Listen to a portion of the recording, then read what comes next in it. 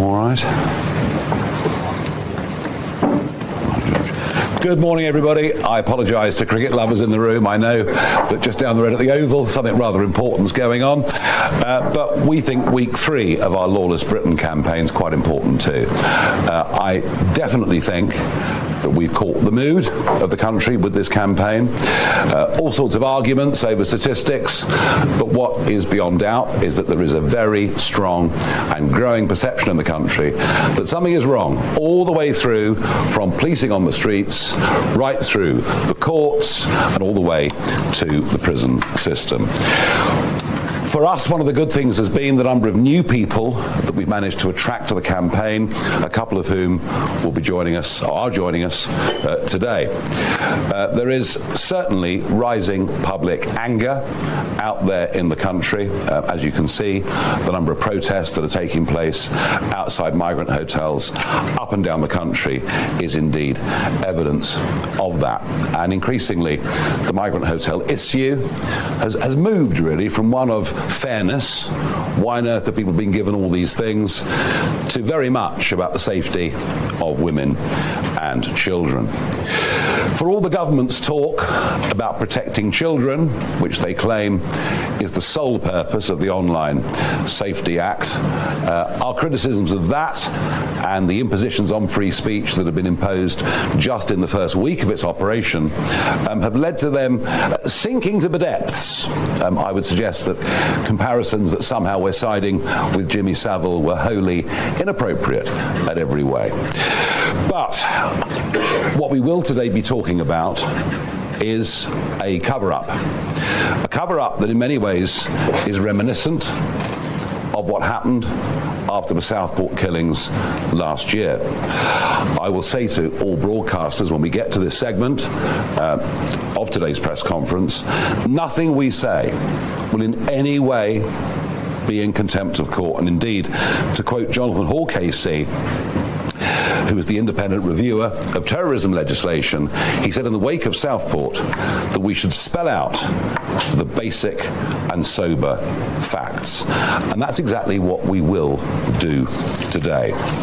But before we get to that segment, I want to introduce you to some people that have joined us and are joining our campaign. Rupert Matthews is the Police and Crime Commissioner for Leicestershire. Formerly, he served in the European Parliament as a member there.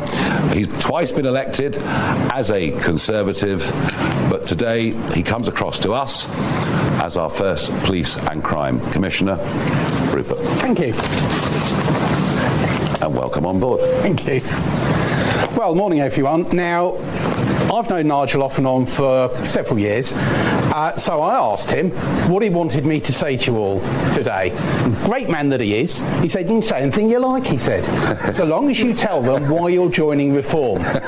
So here goes. I joined the Conservative Party in 1984. That's over 40 years ago. I joined a Conservative Party that was putting Britain first, that put the British people first, and that championed freedom. The economic decline of the 1970s was overturned, the Falklands were liberated. But now our great country faces new challenges and new dangers. As Police and Crime Commissioner for Leicestershire and Rutland, I daily face the fight against crime. I see ordinary, hard-working people burgled, robbed and mugged. Shoplifting is getting out of control. Antisocial behaviour is turning too many of our town centres into an apocalyptic wasteland of lawless Britain. Now, I've got nothing but admiration for our police officers and PCSOs. They're doing a fantastic job, but they're fighting crime with one hand tied behind their back. The courts impose sentences that too often are derisory. And Labour's early release scheme means that crooks are back out after serving a fraction of their time in prison. Now, it's all because our prisons are full. They're full of foreign criminals who should be deported the day they are convicted, not kept here at the expense of British taxpayers. It's no wonder that criminals do not fear the justice system. No wonder that the law-abiding have almost given up on reporting crimes. And our wonderful police officers are let down even by their own senior commanders. The National Police Chiefs Council recently sponsored the abomination that is the Police Race Action Plan. That concluded that people should be treated differently depending on which ethnic group they came from. That is a disgrace and the very epitome of two-tier policing. We need to cut the dark heart of wokeness out of our criminal justice system and allow the police and courts to get back to what they're supposed to be doing, which is keeping our communities safe. It's not just crime and policing where the old regime is betraying the British people. Immigration, free speech, net zero, the Mauritius deal, a government facing bankruptcy, all of this foisted on the British people without their consent by woke tyrants convinced that they know best for the rest of us. Governments of all parties have played their role in the decline of Britain. It's almost as if they've looked at countries like Lebanon and Libya, the policies that have led to them becoming failed states, and thought, that looks good, let's try that here in Britain. Now, Kemi Badenoch's recent shadow cabinet reshuffle was her chance to set the Conservative Party course for the future, to put together a dynamic team to make the changes that this country needs. Instead, she brought back a man who can't even commit to leaving the European Court of Human Rights. Her reshuffle reminded me of nothing so much as when Edward Heath turned his back on Selsdon Man, a cowardly capitulation to establishment orthodoxies that led Britain to disaster. But there is a choice. There's a better choice, and he sat right over there. Now, I was in the European Parliament with Nigel. I saw the daily abuse, sneering and contempt that was heaped on him by the great and the good. But Nigel didn't cave in. He had a vision of Britain free of the European Union, and against all the odds, he achieved that. Today, he has a clear vision of Britain free of the tired, old regime, and he has got the courage to deliver that vision. The self-serving, self-entitled liberal elite who have let our country down time after time after time are now on notice. Their day is almost done. Be they Conservative or Labour governments, everyone knows our politicians have failed us all. They have let this country down. They have let the British people down. Enough. Now it is time for reform. Thank you. Richard, thank you. Thank you. And I did say he was Police and Crime Commissioner for Leicestershire. I forgot Rutland. My apologies to Rutland, who often feel left out. Now, I'm now going to introduce you to Vanessa Frake, former Governor of HMP Wormwood Scrubs, Sunday Times best-selling author. But actually, I'm not going to do the introduction. Colin Sutton will do the introduction. Colin was with us last week and announced he was setting up a task force, a law and order task force, and I'll let him do the introduction. Thank you, Nigel. Thank you. Good morning again. 7 short days since I was last here and introduced. I've been astounded by the breadth and depth of support that I've had coming from quite unexpected sources, and it just shows me how much there is behind this party, behind this movement, really. It comes today for me to introduce the first of the task force members. Many of those messages of support I've had are from people, good people, who want to help, and I'm sure that some of those will be being brought on board in the coming days and weeks. But the first of those is sitting here to my left. Now, when we govern, and we will, we'll fix the police. We will. But that will be in vain if we don't fix the rest of the criminal justice system. And another important strand of that system is prisons. Prisons have had, like everything else, 14 years of underinvestment. We don't have enough prison space now. What's the Labour answer to it?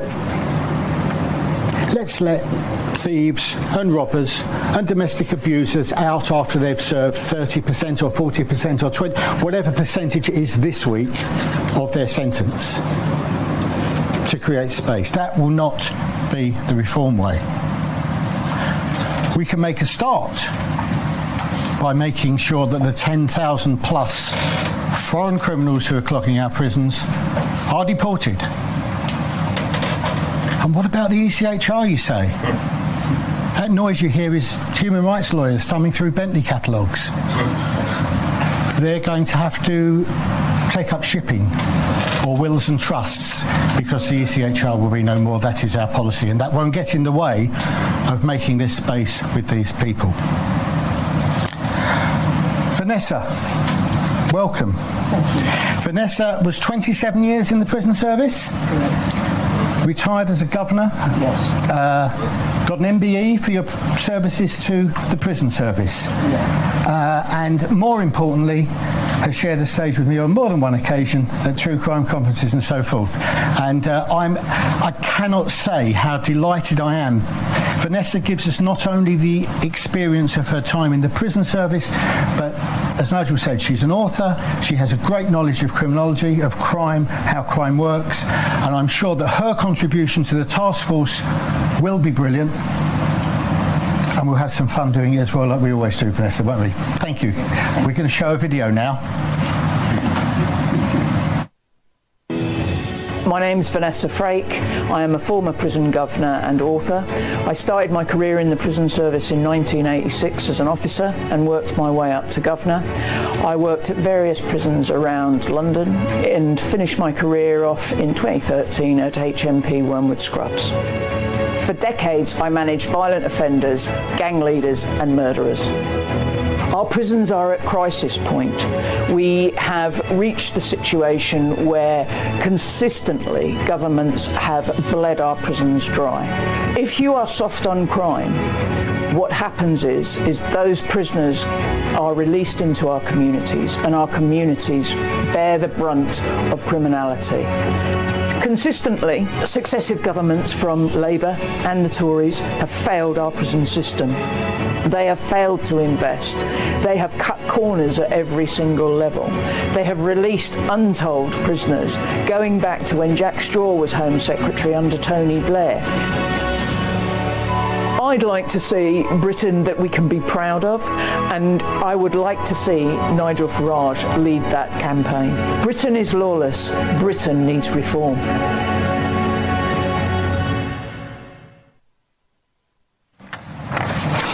Good morning, everybody.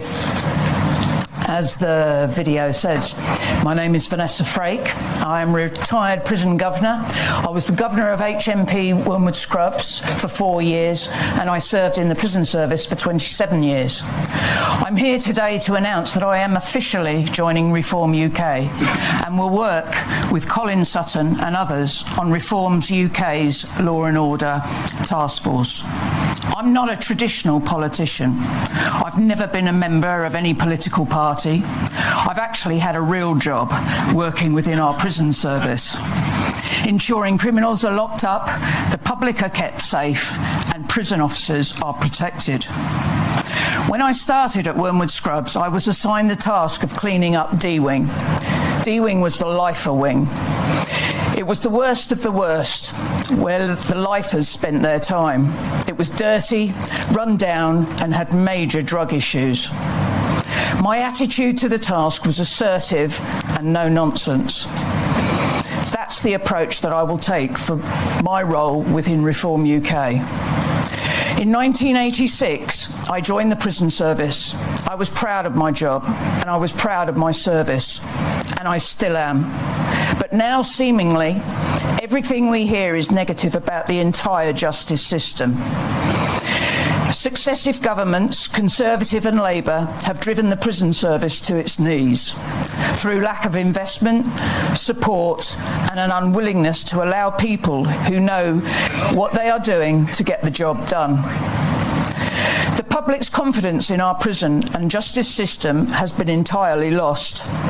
Prison escapes risen by 30% in the last year. Attacks on prison officers are at record highs. There were more than 10,500 assaults on prison staff in the last year alone. Incidents of drug fines in our prisons risen by 25%. Incidents of weapons have risen by 12%. Incidents of mobile phone fines have increased by 14%. Our prisons are in a crisis caused by Labour and the Conservatives. What have the solutions been? They've let 10,000 prisoners out of jail early. To let criminals out of jail before they even serve their full sentence is a disgrace. They have ignored the concerns of the police, probation, prison officers and the public, whose communities will bear the brunt of criminality. Establishment politicians have pretended as if Britain isn't lawless. We all know it is. We see it on a daily basis, rampant criminality on the streets, repeat offenders facing little consequences, and our towns and cities become increasingly unsafe. Successive governments have appeased prisoners such as Axel Rudakabana, the Southport killer, Hashim Abedi, the Manchester Arena bomber, allowing them the freedom to cook their own meals. Why should dangerous murderers and terrorists have this right? A right that they can then use to attack prison officers by throwing hot cooking oil over them and creating improvised blades to stab them with. It's abominable.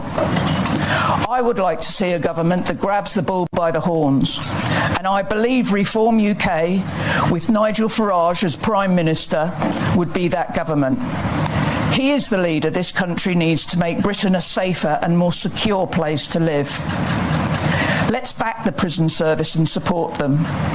I want prison officers to be able to do their job without fear of being attacked, and for their families to know that they will get home safe every day. I want a tougher prison regime for prisoners who will never be rehabilitated. I look at the Supermax prisons in America, and I'd like to see a version of that replicated in Britain. And for the prisoners who won't serve life sentences, well, let's try and make a real effort at rehabilitation and release them back into the communities to be more useful members of society upon that release. That will be my focus on our task force. That is my background and experience, and it is only right that I look to improve the prison service and ensures it runs as I ran my prison when I was a governor. Reform UK, I believe, can help make that a reality and restore law and order to Britain. Britain is lawless, and Britain and our justice system needs reform, and I'm very much looking forward to being a part of it. Thank you. Excellent, and welcome. Well, Vanessa, thank you, and it is indeed a very, very sorry tale what is going on in our prisons. Now, I've been wondering for over a year whether the truth was being withheld from the British public. It is not, as I've stated already, in any way at all a contempt of court for the British public to know the identity of those who allegedly have committed serious crimes. I felt that in the wake of the Southport attacks, and I feel that ever more strongly today. You would have seen a story that broke in the Mail on Sunday concerning events in Warwickshire over the course of the last few days. And we're joined today by Councillor George Finch. He's the leader of Warwickshire County Council, who is going to share with us the sorry tale. George.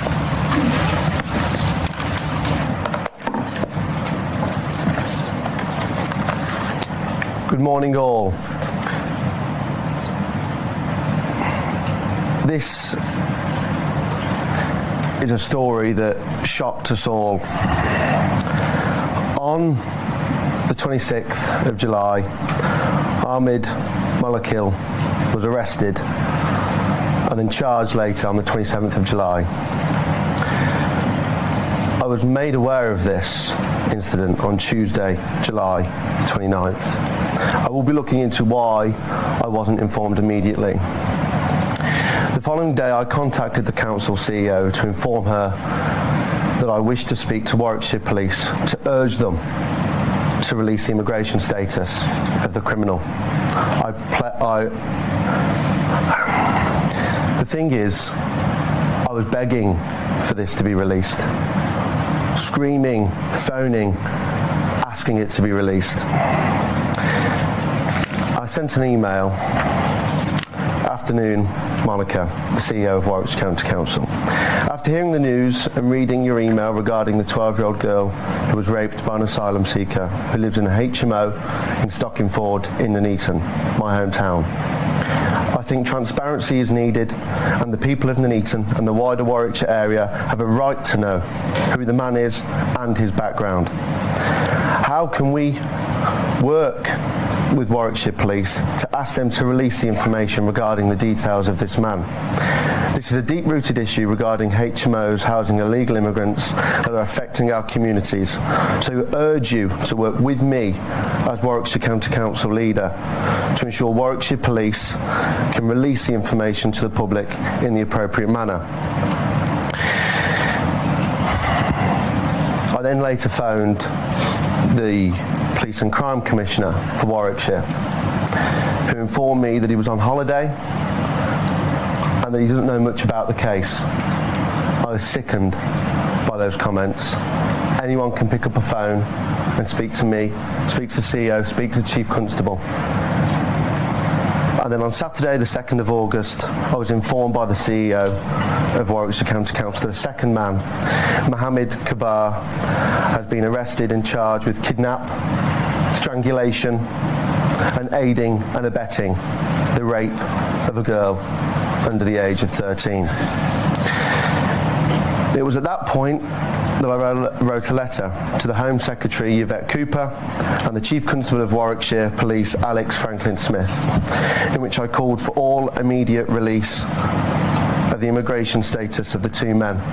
I've urged them to work with me as leader of Warwickshire County Council, and I will be working with all the borough councils and the district councils within Warwickshire to fight against these HMOs that are being put up to house illegal immigrants, and the hotels are in Warwick District Council. And I want to say to all reform councillors and all councillors in the country that this has to stop.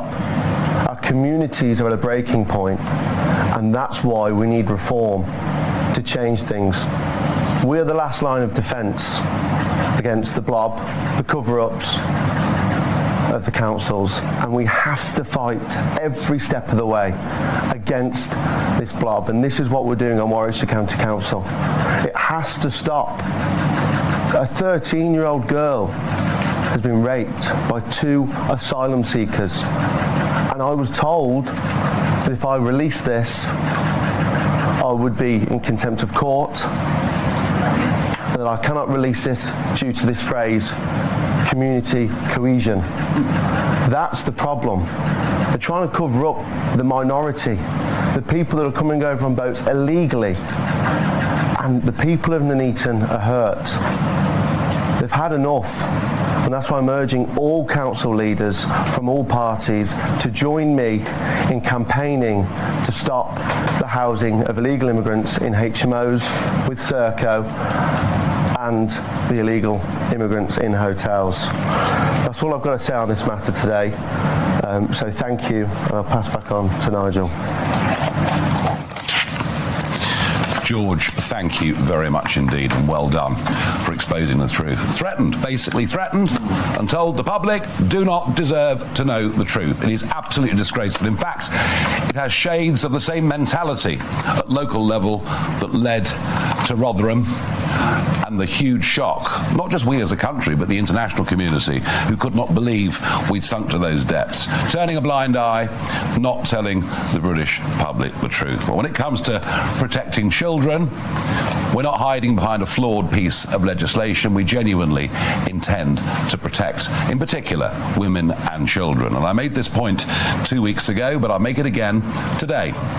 None of these young, unidentified males that are coming into this country should be free to roam the streets.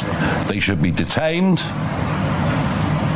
ahead of them being deported. And that is absolutely what we stand for as a party, and we mean it. And we'll do that to protect the British people. We have simply had enough. Okay, moving on. I have a list of questions. Let us start with Henry Zeffman, BBC. Thank you very much. Can I just take you back to something you said right at the start? You talking about the government and the Online Safety Act, and you said they claim that protecting children is the sole purpose of the Online Safety Act. So you seem to think there is a real hidden purpose. What is that? Well, if it was to protect children, why on earth would an elite police force be set up to monitor what people say online about events such as what's occurred in Warwickshire just last week? Why on earth are we seeing the extent to which online material has been censored, including, I was hearing this morning, even historical comments about Richard III? I mean, this is the beginning of state censorship. It is very worrying and very frightening. As for the intended purpose of the Act, a process begun by the Conservative Party, fully understandably, because of suicide kits being available online and all of these terrible things. Yes, of course, the original intention of the Act was honourable and correct in every way, and we would stand behind it. The trouble is that I suspect most 13-year-olds are more tech-savvy than the Science Minister, Peter Kyle, because they simply go to VPNs where they can't just access what's on the web, they can even quite easily find themselves in the even deeper and darker recesses of the dark web. Do we want legislation that protects children? Yes. We're going to have to find a tech solution to it. The government is not there with it. Thank you. Catherine Foster, GB News. Jess Phillips, the Safeguarding Minister, has doubled down basically on that message from last week and said that you would enable modern day Jimmy travels. What is your response to that comment and to Jess Phillips in particular around safety of women first? Well, Jimmy Savile, of course, famously was never online, ever. Never owned a computer, never went on the web. So that's an inappropriate comparison. It's also just sinking to the gutter of politics to make that comparison. I repeat the point. We would love to see legislation, effective legislation, that protected young children from harmful and dangerous material. This Act does not do that, and this Act then extends right into the area of free speech.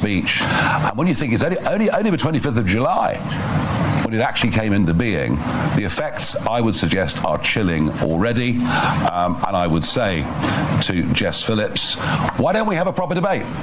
Why don't we debate the Online Safety Act publicly? Why don't we debate whether this does actually protect minors, whether it does protect children? We'd be very, very happy to engage in that. We'd very happily work with them on trying to find tech solutions that work. But I'm not going to sink to their level of abuse. I'm just not. Shihab Khan from ITV. Shihab Khan from ITV News. The government has released a range of new measures, both over the weekend and today, that they say is intended to try and stop these crossings from punishing those posting on social media, advertising channel crossings, and reforming the asylum system and the appeals process. I suspect you'll be very critical of that, but what would you do instead if you were empowered to get the backlog down and to stop those crossings from happening? Well, the big story is they're going to spend £100 million on this. Wow. We've given the French £800 million already. And every calm day, we see the French Navy escorting vessels literally from the beaches of Gravelines or wherever it may be to the Midway line. And yes, you can employ more officers and you can do whatever you want and you can put more border force boats in the channel and more drones and spotter planes in the sky.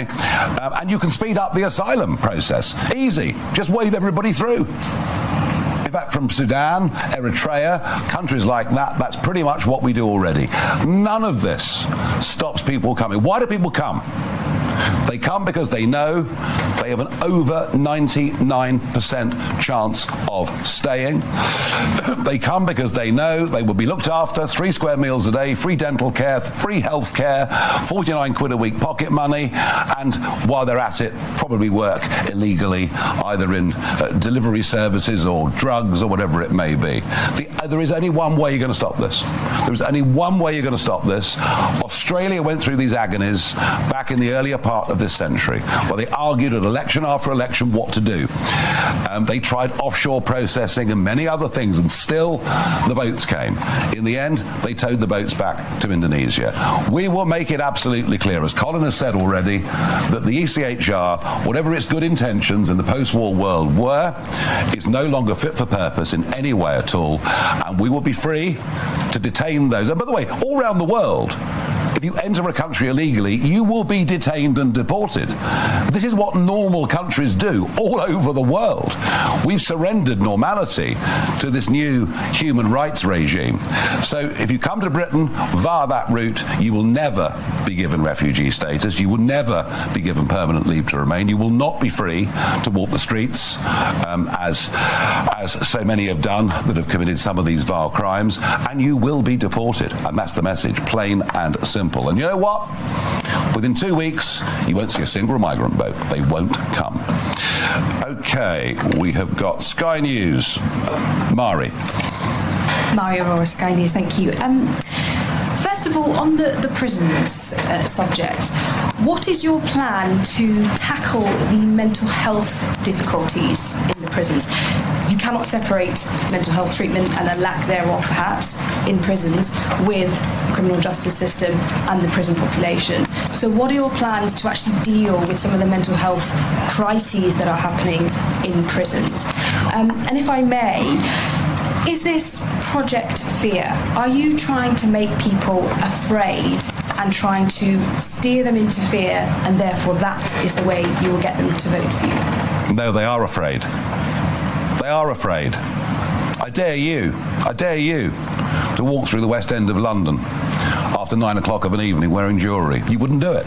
You know that I'm right. You wouldn't do it. And that's just in London, let alone what's happening in so many other parts of the country.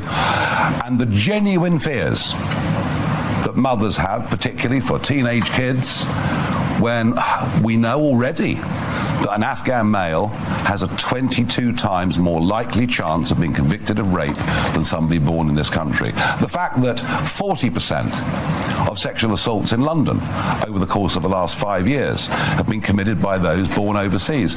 You know, we have to recognise something. There are some people who come from certain cultures that pose a danger to our society. It's as simple as that. As for our prisons policy, well, I mean, goodness gracious me, why don't you give us a chance? We're just setting up the task force to work these things out, unless you'd like to comment on that mental health problem. Look, it is a fact there are a lot of people within our prisons who do have mental health issues. Thankfully, with the introduction of in-reach and outreach, things have got better. They're not right at the moment. There are issues with people being able to protect themselves and being put in prison, but what else do you do with them? And that is something that hopefully our task force will work through. But yes, I absolutely agree that there are a lot of people in prison with serious mental health issues because they've been put there because there's nowhere else, or people don't know what to do with them. Thank you very much. Anya Pott from Channel 4 News. You say migrants in hotels should be deported. Mm-hmm. Where should they be deported to if their country isn't safe or if another country won't accept them? I'm sorry, I've had enough of this. If you come from Afghanistan, you go back to Afghanistan. End of. This idea we can't send people to certain countries, all the false claims that people make about their own personal lives. I'm sorry, we're done. We're done. We've had enough. Andy Bell, Channel 5 News. Thank you. Andy Bell, 5 News. You talked earlier about boats being towed back to France. You must know that's a very dangerous operation. Are you prepared to take the risk that a boat could overturn because a British Border Force boat or a Royal Navy boat has got involved, trying to tow it, maybe trying to push it? Is that a risk you are prepared to take? Well, I didn't talk about boats being towed to France. I talked about boats being towed to Indonesia, pointing out that in the end was the way the Australians sorted it out. Look, I want to make it very, very clear that the absolute, if everything else was to fail, we would tow the boats back to France, which the last time I looked was a relatively civilised and safe country. But I believe if you put all the other measures in place, you won't need to do that. Simple as. And by the way, what is dangerous and what is causing loss of life is us having a sign effectively up on the White Cliffs of Dover saying everyone welcome. To our knowledge, there are 18 that have died so far this year. Nearly 50 died last year. But that wouldn't be a British boat or ship getting involved in trying to turn that boat around. That's my point. Well, I do not think, I tell you what, I really, really, really don't think that after 800 million quid that the French Navy should be escorting boats to the 12-mile line in the way that they currently are. Natasha Clark, LBC. Hi, Mr. Farage. You said today that police need to be able to release as much information as possible about those potential offenders. So are you saying that they should, the police, in all cases, release the names, addresses and immigration status of people after they have been charged with an offence? Your critics would, of course, say that this is going to inflame community tensions. This could cause unrest on our streets. We are already seeing a very precarious situation. Is that not just going to make things far, far worse? Thank you. What caused unrest on our streets after Southport last year was us not being told the status of the attacker. That led to crazy conspiracy theories spreading online. So look, I've made it perfectly clear through this press conference, and George understands this absolutely as well.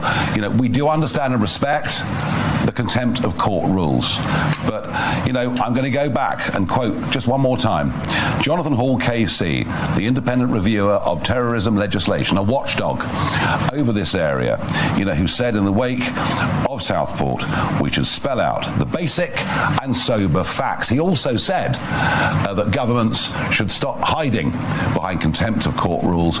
People need to be given reasonable truth. And we might not like the truth, but we can accept the truth. But to have masses of speculation as to what might have happened makes things, I think, far worse than they otherwise would be. Claire Ellicott, Daily Mail. Thank you. Could you just set out your views on whether trans women should be on female prison wards? And also, do you agree with Trump's deadline for Putin? And do you think Putin should abide by it? Thank you.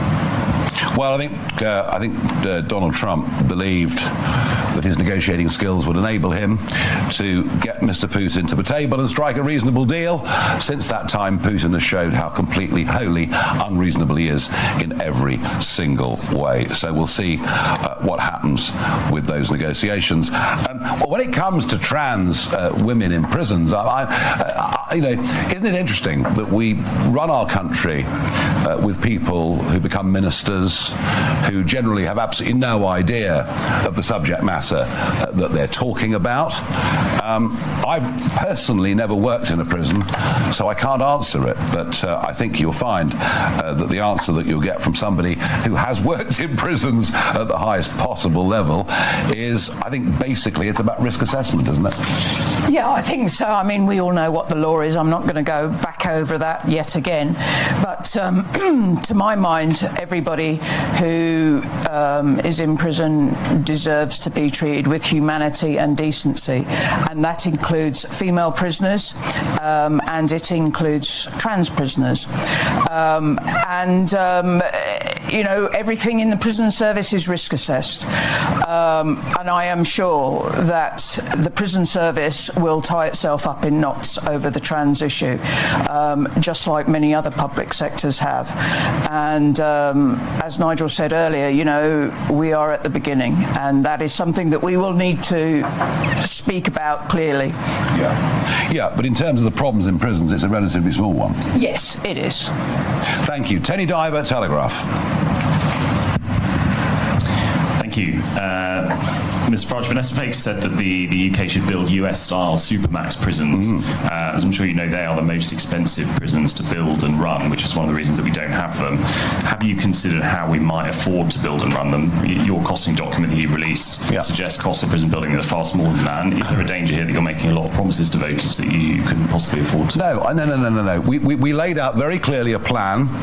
This is week 3 of the campaign, and we laid out very clearly a plan. I was asked about the cost of that plan, to which I said, I think on the day, how can we afford not to do this? Now, the supermax prisons, have we costed it? Have we thought it through? It's a debate. The point about this task force is we're starting a debate, and we'd rather like it to become a full public debate too. Can I also say, I didn't say we should build supermax prisons. I actually said a supermax regime. There is a totally different thing, and converting part of our high security estate into a supermax wing would be relatively easy. Very good. Thank you very much indeed. Aubrey Allegretti from The Times. Thank you. Hello. Sorry, hovering in the corner here. It's standing room only. Aubrey Allegretti from The Times. Can I just press you a little bit further on Natasha's question? She was asking whether police forces should be obliged to publish the details of people who've been arrested and charged. I think you were basically suggesting that you thought that was right, but can I just get your confirmation that you definitely think... Yes, I absolutely think that they should, and I think particularly given there's a pretty febrile atmosphere around these areas, particularly sexual assaults and rapes, where the temperature on this debate has risen significantly. Yes, I do believe they should. Thank you for that clarity. Can I just ask one more as well? Go on then. Thank you. You said that you wanted to detain all small base arrivals. Where are you planning to put them? We're going to have to use military bases. We're going to have to move very, very quickly to do it. Believe me, we're not going to have this problem. Once people know that it's not a free trip coming into the United Kingdom, they will stop coming, and they'll stop coming within a fortnight. Right, Caitlin Doherty from PA. Hi, I think it was Mr Sutton mentioned prisoners being released after a certain period of their sentence, 40%, 50%. Can I take it from that under a reform government all prisoners would serve 100% of the... I think you're asking us to put out an election manifesto. So last I understood, I think the election's 4 years away, and I think what you can see we're doing here is we're building a team of people with great experience in their areas. And I would argue that to have Vanessa, Colin and Rupert on this platform with me today shows you that in terms of policy development, we want to go to people who've succeeded in those areas themselves.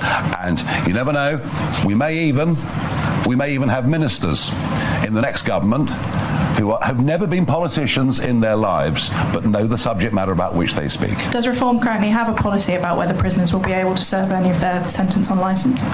Well, we basically think people should serve their sentences, yes, otherwise what's the point of the whole thing? Right, let's go to Christian Calgie, Express. Morning. Vanessa has said this morning that we need to be better with rehabilitation, but you've said that you'd send violent offenders to El Salvador who have a very different approach to... Nice try, but go on, keep going. I just wanted to get a broad... Do enjoy yourself. Philosophical view. Are you carrot or stick when it comes to prisoners? And Vanessa, I wondered, obviously with the start of, as Nigel keeps saying, a policy review process, but could you talk a bit about the issue of Islamist influences within prisons and how big an issue that is and how you might start to deal with that? Okay, Christian, perhaps you weren't at the last press conference. You missed it. I missed it. Well, there you are then. I made it perfectly clear that when people make mistakes in life and get into trouble, that the absolute primary goal should be their rehabilitation. Absolutely. That is what we want to do. We don't want people repeat offending and finishing up in prison, for the bulk of their adult lives. So actually, it's both a carrot and stick, isn't it? It's to show first-time offenders that there is a better life, there is a better way. If we were able to perhaps encourage people, inspire people to learn new skills, but there comes a point, and I think Vanessa made that clear, where sometimes with people you can't, and society needs to be protected from them. Vanessa, would you talk about the rise of Islamism, please? gangs in British prisons? Yes, I think without a doubt there is a rise of Islamist gangs within prison, and it is very difficult to manage them. You know, at Wormwood Scrubs, as the head of security, I had to take the decision to split our Friday night or Friday afternoon service for Muslims in two, because we had about 400 prisoners that wanted to attend their service, and you know, it's a constant battle, because you know, we all know prisons have no spaces, so it's where once it was easy to transfer prisoners out to different prisons, it's not so easy now. And you know, I think that we have to be mindful. Yeah, there are a rise of Islamist gangs within our jails, and we have to deal with that, and deal with it short and sharp. Thank you. Tim Shipman, Spectator. I wasn't actually expecting that, Nigel. So. Well, you're on the list. I mean, can you talk to us about your impressions of the public reaction to all this? What sort of? I remember you saying a few months ago that you were getting less abuse on the streets. Are you now detecting a warmth over these issues towards you that you weren't detecting before? And have you noticed, now that these issues have turned to matters of sexual assault, that you're getting more women and mothers talking about it to you when you go out and about? Yes is the answer to that, very, very clearly. And it was interesting, wasn't it, to see the protest, the very peaceful protest of the women dressed in pink that were outside Canary Wharf yesterday, protesting, I have to say, very peacefully, quite why the police seem to think a Section 43 was necessary and to prohibit them from going back within 28 days. And maybe it was the masked thugs from Antifa who perhaps they should have been focusing their attentions on. Just an observation, just a thought.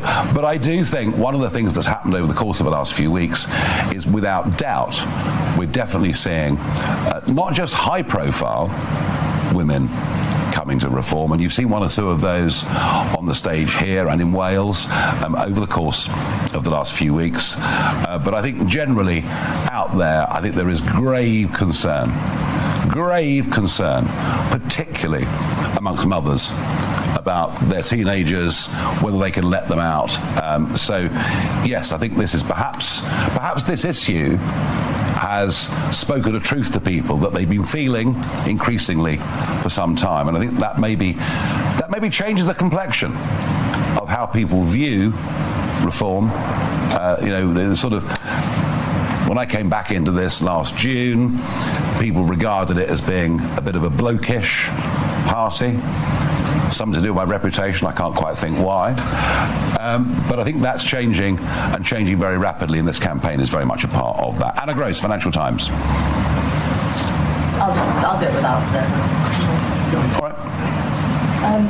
Have you received any communications from J.D. Vance or other members of the US administration saying they support your policy of repealing the Online Safety Act? And a second, if I may, will all reform-led councils block the use of HMOs to accommodate asylum seekers? Is that already a policy? Is it something that you're starting to do? Yes, we were absolutely, all those councillors, all those nearly 700 councillors that were elected back on May the 1st this year, absolutely. And it's quite a debate, isn't it? Because whilst it's the hotels that have the visibility, and that's where the protests happen, in some ways the HMOs are even worse than the hotels, because you're next door, they're over the road, you don't know where they are. And this is the problem, is that in Warwickshire, in the north of the county where I'm from, Nuneaton, Bedworth, we don't have a Margaret Hotel, but we've got loads of HMOs that are increasingly popping up. But in the south of the county, there's loads of Margaret hotels.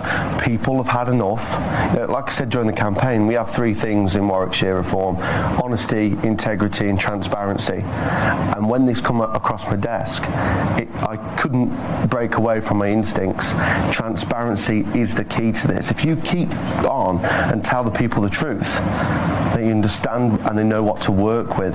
This is the point. If we highlight them all, people can understand. The Home Office are telling Warwickshire Chief Constable, telling Warwickshire County Council, oh, we're not going to tell you where all the HMOs are. We're not going to tell you. We don't know where they are. That's dangerous. That's against safeguarding. As the Children and Family Portfolio holder, that's a huge problem for the children in Warwickshire. It's about safety. It's simple. Yeah, and it's actually worth you talking to Sarah Pochin. One of the big elements that came out of the Runcorn by-election was the HMO issue. People said, well, there's a house here and 10 or 15 people from a completely different culture have been put in this house, and they say they've been following our kids to school, and we're very, very scared. I recommend that you talk to her. As for the JD Vance, and I can't remember the answer to that. Oliver Harris, Politics UK. Thank you. Good morning. Some 500,000 people have signed a parliamentary petition calling for the government to repeal the Online Safety Act. I wonder, one, what are your thoughts on that? And two, could you see any instrumental benefits of the Act in its current form, if any? I'm going to call Zia Yusuf up to the platform. He has spent more time researching this and getting acquainted with this than probably most people in governmental positions. Thanks, Nigel. Can we see any instrumental benefits within the Act? A few. Look, it's an Act of around 200 pages, and this is why Reform made the decision, Nigel made the decision that when he's the Prime Minister, we will have to repeal it, because the vast, vast majority of the Act are A, irrelevant to protecting children, B, unfit for purpose, and as Nigel's already articulated, in some cases actually do detriment to safety of children online. Let's talk firstly about the overreach, which Nigel alluded to earlier. Even if you were to be kind and say none of this was intentional and the intention of the bill all along was to protect children, in the end you have to judge legislation by the outcomes that it delivers. The Act has been in force now for about a week or so. Look at the things that have been censored as a result of it. You've seen protests at migrant hotels in Leeds censored on social media. You've seen people trying to log into their Spotify accounts being unable to do so. Kids literally, this is true, trying to change the settings on their NVIDIA graphics cards, being prevented from doing so. You've had, as Nigel said, historical accounts and biographies of Richard the Lionheart being censored online. You've had Reddit forums giving people help as to how to quit smoking being censored. And you've seen, for example, transcript. I mean, if you want to talk about protecting children from predators, then you'll have to explain to me why Katie Lamb's speech, excoriating the cover-up of the grooming gangs to the shame of this country, where there's supposed to be parliamentary privilege. So, I could go on and on and on. So the short answer is, of course, we care about the safety of children. Nigel cares more than anybody about it, but we have to take legislation seriously. And frankly, the last thing I'll say is, as someone who built a tech business, understands this stuff reasonably well, how the internet actually works, it is very clear that the people making this legislation haven't got the first clue about how the online world actually works. Zia, thank you very much for that. We've got a few more. We got Ava Evans from Politics Joe. Hi, Nigel. Keir Starmer is reportedly seriously considering introducing digital ID to tackle immigration. Is that something you would support? Yes, it's a Blairite idea. I'm sure that Tony Blair would have us all microchipped. No, I don't support it. I don't trust big government. If you want to see why my trust in government doesn't exist, just think about what's happened in the space of the last week, where they introduced legislation that they tell you is purely to protect children and actually is having a terrible effect on free speech and democracy. I would not trust this government with digital ID. I have to say I didn't particularly enjoy the vaccine passport phase that we lived through. And as for the argument, it'll stop crime, it'll stop illegal immigration, it'll stop illegal working, well, I don't think digital ID will stop teenage girls being raped. I don't think digital ID will stop the drugs gangs. I don't think digital ID will stop illegal working. Frankly, what it's more likely to do is to impinge upon the law-abiding majority. Right, okay, we got three more. Adam Cherry from Guido Fawkes. Thank you. Can I just get your reaction to the news that the Labour Party is relying on analyses of Reform voters and profiling of Reform voters provided by Hope Not Hate, even that Hope Not Hate repeatedly refers to Reform as far right? Yeah, which is moronic. And Labour are going to struggle. they're going to struggle to profile Reform voters. Do you know why? They are not only spread geographically, and didn't we rather prove that point in the recent Scottish Parliament by-election?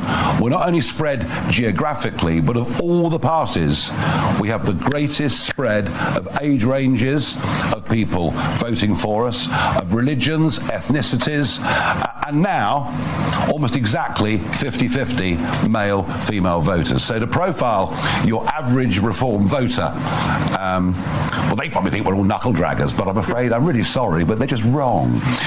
Okay, Will Hazel from the iPaper. Hello, thank you. Vanessa Frake spoke about the desperate need for investment in the prison estate very powerfully. Is that consistent with the very significant tax cuts you're offering? And just on tax, I'm not sure if you've seen, but Neil Kinnock has urged Rachel Reeves to extend VAT to private healthcare in the same way that Labour... Brilliant. Could I get your reaction? Oh, well, that Kinnock chap's marvellous, isn't he? Why don't we get everyone to emigrate? You know, the talk of wealth taxes. I mean, can you not see what's happening? There is an exodus from this country of high taxpayers. There is an exodus from this country of young people who are not yet big earners, but many of whom are the entrepreneurs of the future. I understand 54 schools have closed, private schools have closed this year already. And I would say this, rather than putting VAT on premiums that you pay to private healthcare, perhaps if we gave people a bit of tax relief on paying for private healthcare, we might just relieve the pressure off the National Health Service. So I think they've got this all completely the wrong way around. Last question, Jessica Elgert from The Guardian. Hi there, Nigel. Are you in any way concerned that the comments Mr. Finch made earlier might put a trial and a potential conviction at risk? And I'm not talking about the comments about his immigration status, but about some of the terms he used to describe the case. Well, I can imagine if I was leader of Warwickshire County Council and I was getting the level of distress from voters and residents that George is feeling, if that means that he was slightly emotional, well, do you know what? Good.